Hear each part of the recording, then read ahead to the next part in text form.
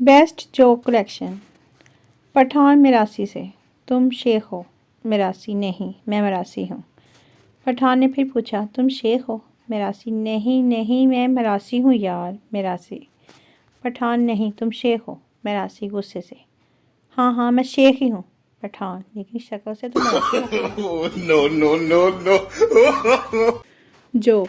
बीवी से ज़िंदगी बनती है, जन्नत भी जहन्नम भी। बीवी से ज़िंदगी बनती है, जन्नत भी जहन्नम भी। ये शादी अपनी फितरत है, न चंगी है न माड़ी है। लड़की दूसरी लड़की से, शुरू शुरू में बहुत मज़ा आ रहा था, लेकिन दूसरी लड़की, लेकिन क्या बताओ ना। पहली लड़की, लेकिन जब ज़ोर ज़ोर से झटके लगे तो मेरी तो कमर ही टूट गई। मैं तो कसम खाती हूँ अब रिक्शे में कभी सफ़र नहीं करूँगी।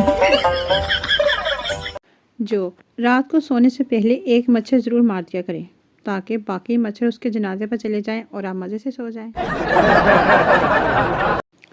Best joke collection. शोहर, बेगम आज ऐसी चाय बनाओ जिसे पीकर मैं नाचने लगूं, झूमने लगूं, मस्त हो जाऊं। बीवी, हमारे घर भैंस का दूध आता है, नागन का नहीं। एक शोहर अपनी बीवी की अहमकाना बातों से तंग रहता था।